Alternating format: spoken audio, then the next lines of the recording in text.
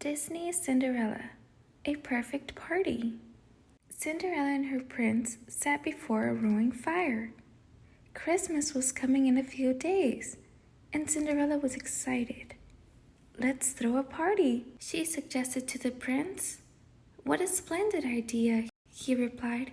"How can I help?" Cinderella smiled. "Just leave everything to me," she said.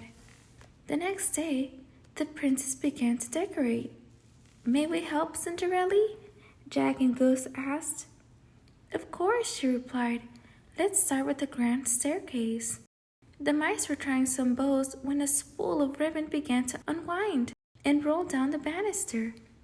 Gus hopped aboard, and it was like a sleigh ride without the sleigh. When Cinderella and her friends finished the staircase, they moved on to the rest of the castle. Jack and Gus helped the princess put garland over the windows in the ballroom. They tied sprigs of holly over the doorways. They even hung stockings by the fireplaces. Finally, Cinderella and her friends moved to the stone patio where Cinderella planned to hold her party.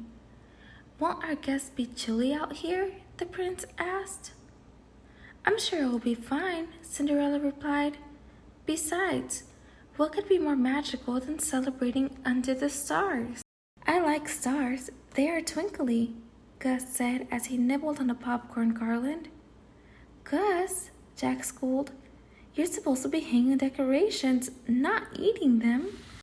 Later, Cinderella went to the royal sewing room when Prudence, the head of household staff, peeked in. She saw the princess sewing a handkerchief.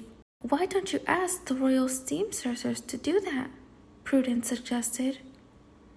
"I'm making a present for our guests," Cinderella said. "It's so much more personal if I do it myself."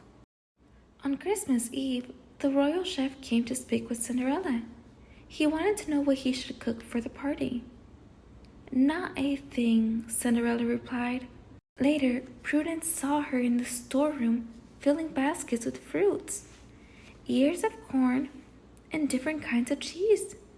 She appalled. Back on the patio, Cinderella laid out the food. She said, "Something's missing, but what?"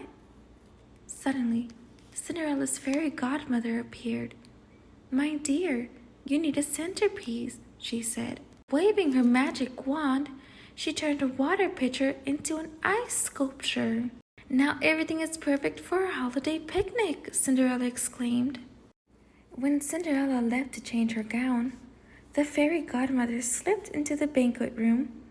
"Oh no," she said, looking at the decorations Cinderella and the mice had hung. "This will never do for a royal ball." The fairy godmother waved her hand. Instantly, an elaborate feast appeared. She waved her hand twice more, and the court musicians appeared, ready to play. "Now that's more like it," the fairy godmother said. When Cinderella and the prince walked past the banquet room, the princess couldn't believe her eyes. Just then, Prudence rushed in. "Where are your guests?" she asked Cinderella. "My party isn't being held in here," Cinderella told her. "Then what is it?" Prudence asked. Thinking quickly, the princess said, "A Christmas party in honor of the royal staff. Would you please tell the others?" "What a wonderful surprise!" the housekeeper exclaimed. Cinderella opened the patio doors. "Merry Christmas!" A chorus of chirps, barks, and whines answered her. All of Cinderella's animal friends had gathered for her party. It was absolutely perfect. "Happy Christmas, Cinderella!" Gus shouted. "Merry Christmas," Jack said, correcting him.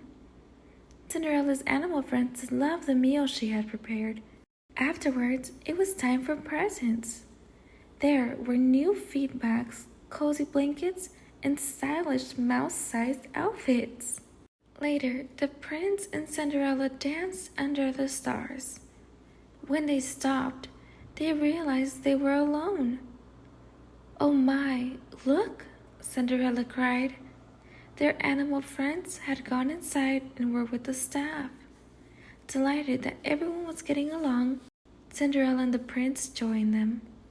It was the most unusual and the merriest Christmas celebration the kingdom has ever seen.